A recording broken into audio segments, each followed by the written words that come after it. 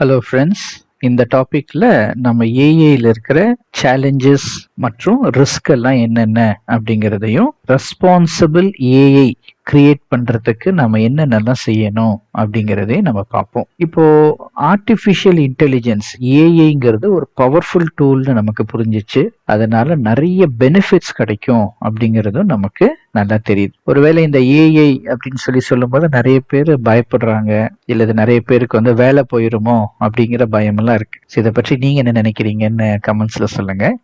ஆனா இதை பற்றி அங்க மைக்ரோசாஃப்ட் உடைய அஃபிஷியல் ஒரு வீடியோ நான் பார்த்தேன். அந்த வீடியோல அவங்க என்ன சொல்றாங்கன்னா, ஏஐ வந்து நிறைய பேருடைய வேலையை எடுக்காது, அதுக்கு பதிலாக வேலையை சிம்பிளிஃபை பண்ணும் அப்படின்னு சொன்னாங்க. அதுக்கு அவங்க என்ன எக்ஸாம்பிள் சொன்னாங்கன்னா, அங்க அந்த ஐசி ரீஜன்ல வந்து அங்க லெப்பர்ட்ஸ், புலி இதை வந்து ட்ராக் பண்றாங்க.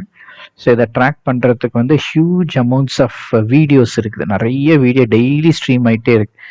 இப்போ முன்னாடிலாம் ஒருத்தரை இதுக்குன்னு அசைன் பண்ணி அவர் ஒவ்வொரு வீடியோவா கோ த்ரூ பண்ணி அதுல அந்த லெப்பர்டு இருக்கா, புலி இருக்கா அப்படிங்கிறத ஸ்பாட் பண்ணுவாங்க. ஆனா இப்போ ஏஐ வந்துட்டனால இப்போ என்ன செய்ய முடியுது அப்படின்னா, இந்த வீடியோஸ் எல்லாம் அந்த ஏஐ மாடலுக்கு ப்ரொவைட் பண்ண உடனே அதுவே என்ன பண்ணுதுங்க, ப்ராசஸ் பண்ணி எந்தெந்த வீடியோவில் எந்தெந்த லொக்கேஷனில் அந்த லெப்பர்ட் தென்பட்டுச்சு அப்படிங்கிறத சொல்லுது.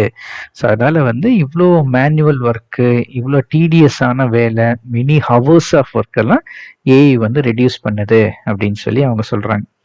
ஸோ நீங்கள் என்ன நினைக்கிறீங்க? இது வந்து ஆட்களுடைய வேலையை எடுத்துருமா? அதனால நம்ம அந்த செல்ஃப் டிரைவிங் கார்ஸ் இதெல்லாம் பார்க்கும்போது டிரைவருடைய வேலையெல்லாம் என்ன ஆகும்? இதெல்லாம் ஒரு கேள்வி தான் இல்லைங்களா? ஓகே, ஸோ நம்ம பேக் டு டாபிக் வந்தோம்னா, என்னென்ன சேலஞ்சஸ்லாம் ஏஐல இருக்கு? ஏஐ பார்த்தீங்கன்னா, ஒருவேளை பயாஸ்டா எழுதிட்டாங்க, அந்த டூல் பிஹேவ் பண்ணுது அப்படின்னா அதனால நிறைய ப்ராப்ளம்ஸ் வரும். பயாஸ் அப்படின்னா பாகுபாடு பார்க்கறது. ஒரு ஏஐ டூல் வந்து எந்த பாகுபாடுமே பார்க்கக்கூடாது. ஒருவேளை அதுல பாகுபாடு உள்ள வந்துருச்சு அப்படின்னா அது ஒரு பெரிய சேலஞ்ச். ஃபார் எக்ஸாம்பிள் வந்து ஒரு பேங்க்ல ஒருத்தங்க லோன் வாங்குறாங்க. ஸோ அந்த லோன் வந்து எந்த ஒரு டிஃபரன்சியேஷனும் இல்லாம அதுல பேங்க்ல இருக்கிற ரெக்யர்மெண்ட் என்னவோ அதுக்கு ஏத்தபடி தான் அந்த லோன் வந்து கொடுக்கணும். அதுக்கு பதிலாக இவங்க ஆணு, இவங்க பெண்ணு, இவங்க இந்த மதத்தை சேர்ந்தவங்க, இந்த நாட்டை சேர்ந்தவங்க, இந்த மொழியை சேர்ந்தவங்கிற அந்த பயாஸ், பாகுபாடு ஏஐக்குள்ள வராம இருக்கணும். அப்படி வந்துச்சுன்னா அதனால பெரிய பாதிப்புகள் உண்டாகும். இது ஒரு சேலஞ்ச். ரெண்டாவது, ஏஐல ஒருவேளை ஏதாவது எரர்ஸ் வருது அப்படின்னா அதனாலேயும் பாதிப்புகள் உண்டாகும். ஒருவேளை யோசிச்சு பாருங்க, ஒரு ஆட்டோமேட்டட் அல்லது ஒரு செல்ஃப் டிரைவிங் காரை எடுத்துக்கோங்க. இந்த செல்ஃப் டிரைவிங் கார் வந்து கரெக்டா டிடெக்ட் பண்ணணும் இல்லைங்களா? எவ்வளோ டிஸ்டன்ஸ்ல முன்னாடி இருக்கிற வண்டி வருது, முன்னாடி இருக்கிற வண்டி பிரேக் அடிக்குதா, இதெல்லாம் கரெக்டா கால்குலேட் பண்ணணும். ஒருவேளை இதுல ஏதாவது ஒரு எரர் ஆச்சுன்னா என்ன ஆகுது? ஒரு ஆபத்து ஏற்படும். அப்படின்னா எரர்ஸ் வந்து பெரிய ஒரு சேலஞ்ச் ஏஐல.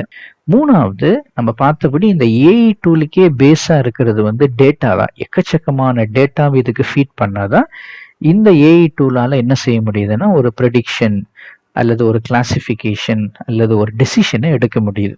அப்படின்னா இந்த எல்லா டேட்டாவும் வந்து ப்ரொடெக்ட் பண்ணணும். இந்த டேட்டா ஒருவேளை எக்ஸ்போஸ் ஆயிடுச்சுன்னா அதனாலையும் பாதிப்புகள் உண்டாகும். ஸோ இது ஒரு சேலஞ்ச். இன்னொன்று என்னன்னா, ஏஐ டூல் வந்து எல்லாருக்குமே ஒரே மாதிரி வேலை செய்யுமா அப்படின்னு கேட்டால் அது கொஸ்டினபிள் தான். சே ஃபார் எக்ஸாம்பிள், ஒருத்தங்க விஷுவலி இம்பேர்ட் இருக்காங்க, கண்ணு சரியா தெரியாது, இல்லை காது கேட்காத நபர்களாக இருக்காங்க அப்படின்னா அந்த ஏஐ டூல் வந்து எல்லாருக்குமே உதவி செய்யும்னு சொல்ல முடியாது.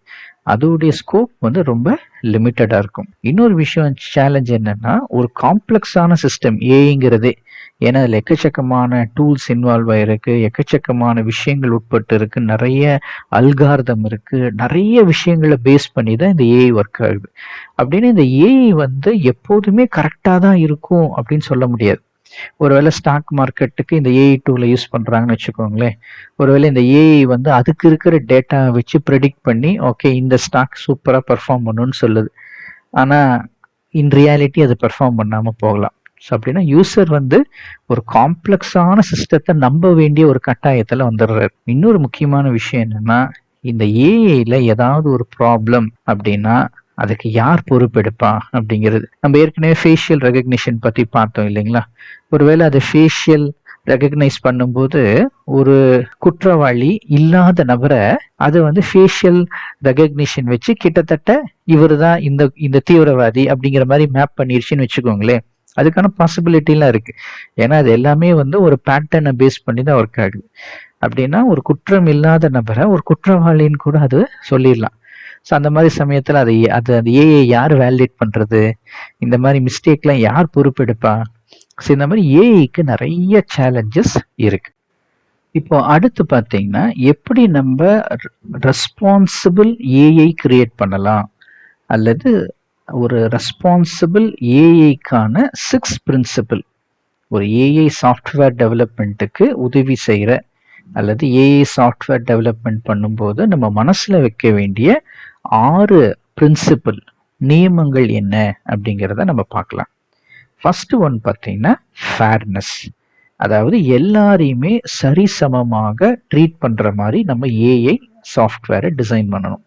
நம்ம ஏற்கனவே பார்த்த எக்ஸாம்பிளில் ஒரு லோன் அப்ளிகேஷன் பார்த்தோம். ஸோ அந்த லோன் அப்ளிகேஷன் ஒருவேளை நிறைய பேர் சப்மிட் பண்ணுறாங்க.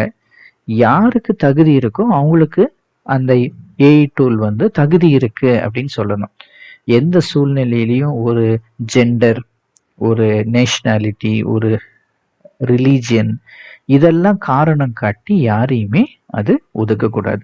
ஸோ அதனால வந்து ஒரு ஃபேர்னஸ் அப்படிங்கிறது ரொம்ப ரொம்ப முக்கியமான ஒரு பிரின்சிபிள். செகண்ட் பிரின்சிபிள் பார்த்தீங்கன்னா reliability and safety. AI tool வந்து எப்போதுமே நம்பகமான விதத்தில் அதை டிசைன் பண்ணணும். அதை வந்து நம்புற மாதிரி இருக்கணும். அந்த அளவுக்கு அதுக்கான ட்ரைனிங்கை கொடுக்கணும். சே ஃபார் எக்ஸாம்பிள் நம்ம பார்த்தல அந்த செல்ஃப் டிரைவிங் கார்ஸ் பற்றி பார்த்தோம். ஒருவேளை ஒரு செல்ஃப் டிரைவிங் காரால் சரியான விதத்தில் ஒரு டிசைட் பண்ண முடியல, ஒரு ஆக்சிடென்ட் நடக்க போகுதுங்கிறத கண்டுபிடிக்க முடியலன்னா அது ஒரு ரிலையபிள் ஏஐ சாஃப்ட்வேர்னு சொல்ல முடியாது. அதே மாதிரி பார்த்தீங்கன்னா இப்போ வந்து ஆட்டோமேட்டட் டாக்டர்ஸ் இருக்காங்க, அதாவது பாட் டாக்டர்ஸ்ன்னு சொல்லுவாங்க. ஸோ நம்ம வந்து அந்த பாட் டாக்டர் கிட்ட நம்ம வெறுமனே நம்முடைய சிம்டம்ஸ் எல்லாம் சொல்லும்போது அது வந்து ஒரு மருந்தை ப்ரிஸ்கிரைப் பண்ணுது. ஒருவேளை அது தப்பாக டயக்னோஸ் பண்ணிச்சுன்னா என்ன ஆகும்?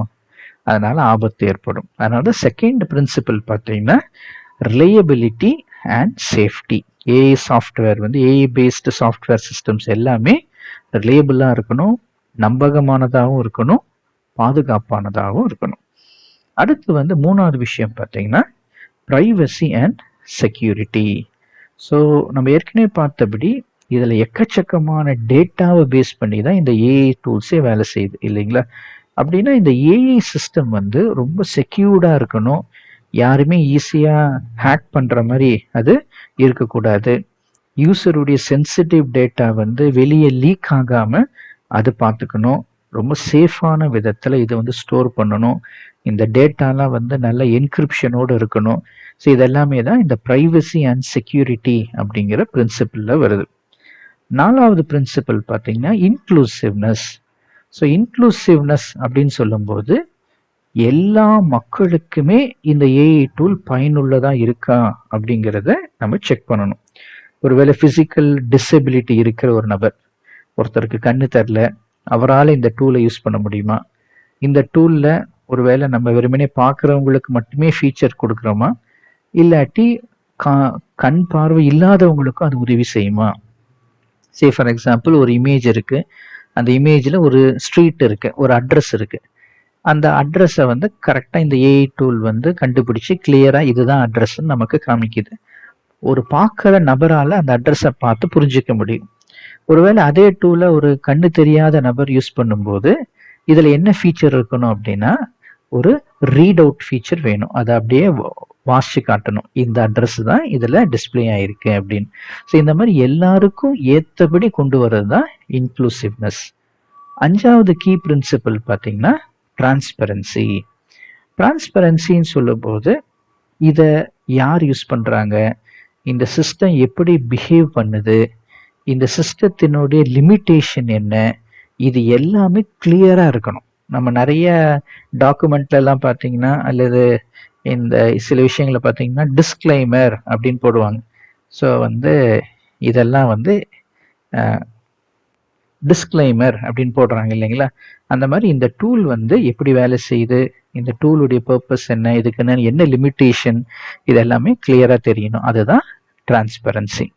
அடுத்தது வந்து அக்கௌண்டபிலிட்டி. அதாவது பொறுப்பேற்கிறது. ஸோ இந்த ஏஐ டூலுக்கு யாரு பொறுப்பேற்கிறது, அதுதான் அக்கௌண்டபிலிட்டியில வருது.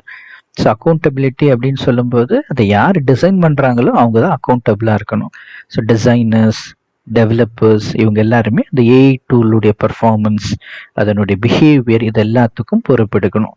அப்படின்னா இந்த ஏஐ டூலை வெறுமனே டிசைன் பண்ணுறதுக்கு பதிலாக ஒரு கவர்னன்ஸ் ஃப்ரேம்வொர்க், ஒரு பிரின்சிபிள், இதன் அடிப்படையில் தான் இந்த டூலை வந்து டிசைன் பண்ணணும். அப்போ தான் இது வந்து அக்கௌண்டபிள் அப்படின்னு நம்ம சொல்ல முடியும். ஸோ அப்படின்னா நம்ம ஒரு ஏஐ டூலை அல்லது ஒரு சாஃப்ட்வேரை நம்ம டிசைன் பண்ணும்போது நம்ம மனசில் வைக்க வேண்டிய 6 விஷயம் இதுதான். ஒன்று வந்து ஃபேர்னஸ், இன்னொன்று reliability and safety, privacy and security, inclusiveness, transparency and accountability. Thank you friends. உங்களுக்கு இந்த வீடியோ பிடிச்சிருக்குன்னு நினைக்கிறேன். உங்களுக்கு பிடிச்சிருந்தா லைக் பண்ணுங்க, ஷேர் பண்ணுங்க, சப்ஸ்கிரைப் பண்ணுங்க. Thank you friends.